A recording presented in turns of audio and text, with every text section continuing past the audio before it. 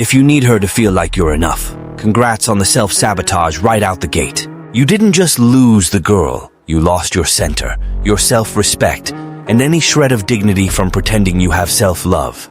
The part that stings and you're shoving under your emotional rug is straightforward. Women don't crave needy guys. She might think it's cute, feel sorry for you, or keep you around like a keychain, but desire. Nah, desire sparks from strength, not from pathetic need dressed up as romance. And if that bugs you, good. That annoyance is the last gasp of your shame kicking in. Now picture the classic setup. You start liking her and bam, you're her unpaid emotional intern. Text back lightning fast, rearrange your schedule, bail on plans, become a walking billboard for loyalty and availability. And the more you prove yourself, the less she shows up. Duh, right? You've turned into an instruction manual. Zero mystery, zero tension, zero pull. What you call love is just your fear of loss and devotion drag. And fear, buddy, has never been a turn on its killer for any spark of desire. Let's drop the BS. Women don't want a guy who needs them. They want one who chooses to be there. Sounds the same because you're emotionally nearsighted. Needing is cheap dependency with a knockoff scent. Choosing is classy power. One sneaks into the relationship begging for validation on the down low. The other shows up offering presents because he knows he can walk away without crumbling. Guess which one earns admiration? But you, of course, fall into the holy trap of low self-esteem romantics. Mix up intensity with worth, attachment with depth, dedication with moral high ground. Result? You hand over your throne out of fear of sleeping solo. And what does she feel? Pressure, not security.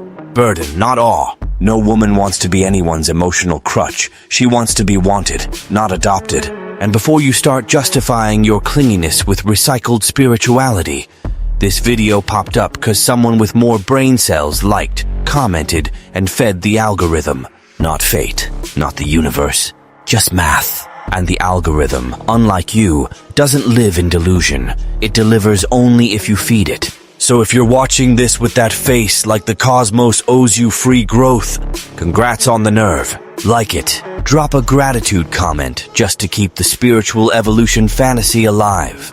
Alright, no more daydreaming. Here's the emotional gut punch you pretended you didn't need, but clearly need more than air. Number 1. The illusion of the needy guy. There's a deadly fantasy you've latched onto, like signing a shady contract without reading the fine print. The dumb idea that the more you give yourself away, the more she values you. The more you show need, the more special she feels. Sounds pretty profound, almost movie-like. But in real life, it's just a demotion sentence. The needy guy walks into the relationship already one step down, thinking he's romantic when he's really just flashing his own lack. Every time you twist your whole life to fit hers, swallow discomfort to dodge fights, accept emotional scraps like a feast, you're basically signing with a gold pen an invisible inferiority deal. And no woman respects emotional inferiority. She might say she likes a sensitive guy, but don't mix it up. Sensitive is charm, dependent is dead weight. And that's where most dudes sink with flair. The guy starts off strong, intriguing, centered, then gets the brilliant idea to catch feelings. And once feelings hit, panic mode activates. Panic mode kicks off the self-loss parade. Reply too fast, ask too much, explain too much, justify too much, adapt too much. In other words, hand over your power in a desperate affection wrapper. But here's the deliciously brutal part. The more you show you need her to breathe, the more she realizes she can thrive just fine without you. Not malice, it's basic dynamics, almost emotional physics. The needy dude always signals scarcity. He says, wordlessly, that his happiness hinges on her mood. And when your emotional stability rides on someone else's inner weather, you're not in desire territory. You're in the ignore zone, practically begging for polite dismissal. Now look with whatever clarity you've got left. The guy who needs is always fishing for constant reassurance. The guy who doesn't offers presence. One begs not to be ditched. The other chills, 'cause he knows if it all crashes, he's still solid. Guess which one's wanted? Need always reeks of fear, and sorry, fear's never been a turn-on. It's more repellent than any cheap desperation cologne. Number 2. What she says versus what she feels. Let's poke that wound you're patching with emotional duct tape. She says she wants a guy who's present, appreciative, expressive, and you, in your affection employee mode, overdose on it. Too much presence, too much care, too much attention. Basically an emotional butler serving insecurity on a silver platter. But here's the part you dodge. There's a chasm between what's socially cute to say and what's biologically irresistible to feel. In words, she claims she wants someone who needs her. In gut instinct, she wants someone who picks her and only picks who has options. Seems subtle, but it's the line between desired and tolerated. When you need, you enter asking for approval, space, usefulness. When you choose, you enter offering structure, calm, presence. And that quiet offer is what splits stability from desperation. Choice has charm. Need has urgency. An emotional urgency, pal, is just a neon sign flashing, "No life of my own, save me."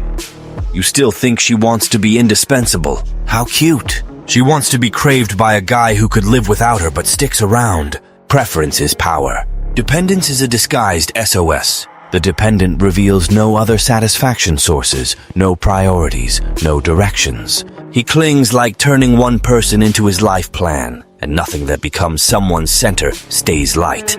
Excess turns to pressure. Pressure to wear. And wear, as always, buries desire. But you, star pupil of clinginess, mix up security with fusion. Believe sticking creates bonds. How sweet. Two empties hugging, thinking they'll make emotional depth. But when she senses intuitively, instinctively, that you need more than choose, respect starts melting. Not drama, not cruelty, pure biology, the part you ignore. Inch by inch, she pulls away until you're an emotional blur in her rear view. Now think without getting defensive. The guy who chooses can walk. The guy who needs begs to stay, and beggars, pal, are rarely craved. Number 3. The value paradox. Here's where your romantic fantasy slips and faceplants. The less you need, the more value you project. And no, it's not manipulation. It's basic emotional math you keep flunking. Perceived value comes from 3 things you lose sight of when smitten. Scarcity, stability, real choice. The needy guy lives on edge, scared to lose. The non-needy lives knowing he's whole, happy ending or not. Seems simple, but turns Greek tragedy when feelings kick in. 'Cause feelings trigger insecurity, and insecurity unleashes desperate behaviors you label intensity. Here's the issue. The more you try to lock in her stay, the louder you silently scream she's your only validation source. And when you shrink your life to one person, you hand over power no one should have over you.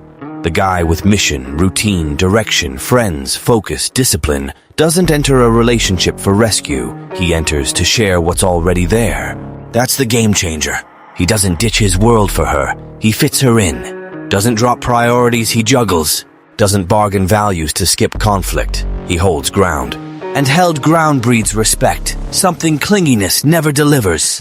Now compare 2 emotional types. Guy A wakes up thinking of her, plans his day around her, reacts to every text like a Supreme Court ruling on his self-worth. Guy B wakes with purpose, handles his life, replies when he can, meets when it fits. Which one's rare? Solid? Signals he can bail if it turns circus? Exactly. The guy who can bail is always more respected. Not 'cause he threatens to leave, but 'cause he doesn't cling to stay. And here's where your mix-up wins gold. You think not needing is coldness. How naive. Not needing is inner structure. Knowing your identity doesn't shatter from less attention on a bad day. Stable identity is magnetic. Clinginess isn't intensity, it's fragility with desperation scent. And too much fragility never sustains desire beyond a few episodes. Number 4. Not needing isn't being cold.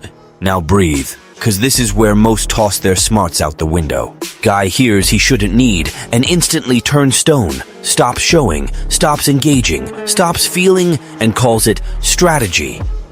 How adorable. That's not strategy, it's kid defense posing as maturity. Not needing doesn't mean robot mode, it means not hinging sanity on outcomes. You can like, want, invest. Just don't bundle your emotional stability in a desperation bow. The problem was never feeling. It was always kneeling emotionally like she's a goddess, and you're the worn-out worshiper. There's a huge gap between loving and self-erasing, wanting and begging, available and dramatically on-call like a 24/7 clinginess hotline. The trauma-cold guy shuts down, fearing hurt. The non-needy stays open because he knows if it stings, he's still whole. See the difference or need a diagram? One flees risk. The other takes risk without losing stance, and stance, pal, is everything. Women sense when silence comes from security versus fear, when distance is maturity versus cheap game. The non-needy doesn't act. No exit threats, no vanishing punishments, no emotional tantrums. He just holds his center. And if dynamics disrespect that center, he adjusts or leaves. No dramatic speech, no show, no value proving, because he knows he's enough, applause or not. And here's where most fall off the emotional horse. Think power is manipulation. How touching. Power is not getting manipulated by lost fear. You can love without kneeling, want without shrinking, engage without selling identity. But that needs something rare, almost sci-fi, emotional self-control. And guys without it always mix intensity with worth. Then whine the world ignores their affection genius. Number 5, the moment the game flips. There's a surgical point where dynamics shift. No magic, no fate, no stars aligning, just psychology on your behavior. It hits when she finally sees you're not clutching her from desperation edges. At first she tests, always tests. Slow replies, last minute cancels, tosses a sly jab, drops an innocent comparison, ghosts a few hours to gauge your meltdown. And here's where most serve themselves up. The needy guy reacts like a glitchy alarm, asks what happened, shifts tone, overcompensates, proves he's there, scrambles for ground. Enters autofix mode and nothing screams fear like fixing what's not even broken.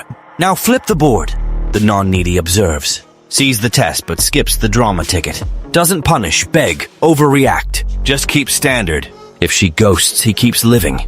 If she jabs, he stays aligned. If she measures, he doesn't bend.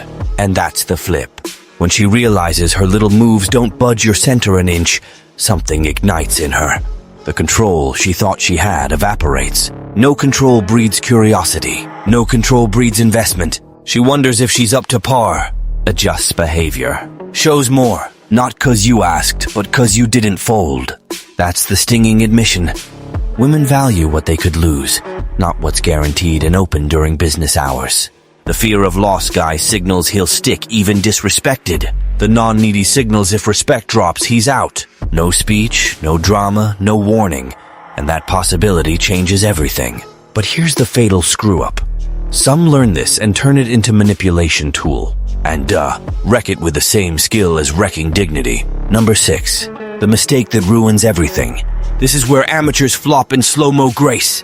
Dude gets he can't seem needy and turns soap opera strategist. Starts timing replies like emotional stock trading, fakes indifference, pretends detachment, uses silence as payback, and thinks he's gaming the universe.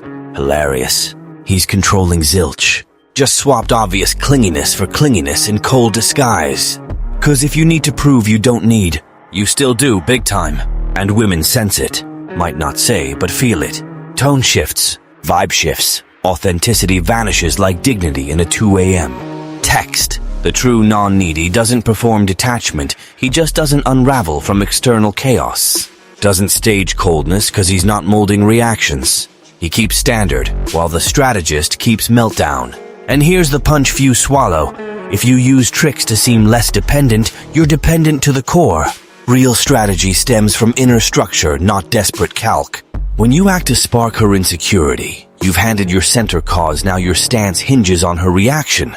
Dependence is dependence, even in detachment suit. True power doesn't yell, threaten, ghost to teach lessons. It just is. And if the relationship demands you shrink for fake peace, it exits. No final speech, no dramatic reveal, no classic last ditch, understand my depth. View this surgically. The gamer tries controlling her view. The non-needy controls only his stance. And only one, pal, is truly dangerous. Number 7, how to become the guy who doesn't need. Enough theory you hoard that like stickers. Let's talk real building, 'cause no one becomes this guy by deciding. You don't wake enlightened, mirror gaze, and think, whoa, I'm an emotional rock. Nope, you build. First, structure your life. Solid routine, disciplined body, organized work, finances locked. Sounds basic, but inner mess usually shows outer and inner chaos, always hunts desperate external validation. Second, purpose. Not empty, have a purpose poetry, but concrete stuff occupying your mind more than needy 2 a.m. Chats. Directed energy means you're not on call like a 24/7 counter. Excess availability is a devalue coupon. Third, social circle. Isolated guy turns any female attention into desert oasis. Clings too fast cause rarity feels like fate. It's not. It's life lack. Active social life means female interest isn't historic event. Fourth, emotional discipline. Feel without emergency siren reactions. Like without tilting axis. Hear discomfort without exploding, dramatizing, or begging instant explanation. Self-control isn't God-gift, it's grind, sweat, shame-facing. Finally, options. Not necessarily other women, though, that broadens views, but life options. Projects, trips, skills, moves. When life's wide, no one's sole satisfaction source. And when no one's soul, you don't claw grip anyone. She enters your life, not becomes its gravity center. At that level, things shift. You project choice, not urgency. Capacity to continue, not loss fear. And that flips dynamics upside down. Because the non-needy doesn't convince he lives, obviously. Number 8, the truth they never admit.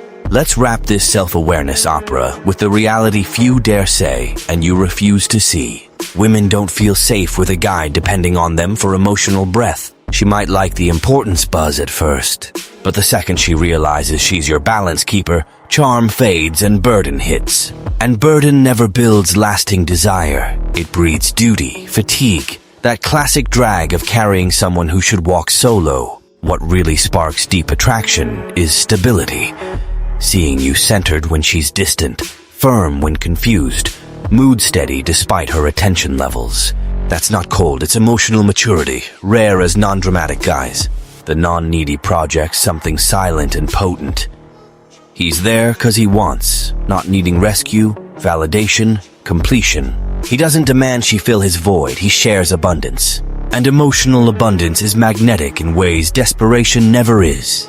Now savor the irony. The less you try being indispensable, the more irreplaceable you become. Cause you offer conscious presence, not dependence. Choice. And choice has weight. The guy who could leave but stays commands respect without raising voice. The beggar for stay begs consideration too, and consideration skips value bargainers. Women don't want to piggyback guys, they want side by side. And only side by side walks who can solo without collapse. The non-needy is the chooser, and choice pal builds true respect, not tears masked as love. Deadly close. In the end, this was never about dominating any woman, that fantasy's just the hobby of those who got nothing. It was always about quitting self-sabotage.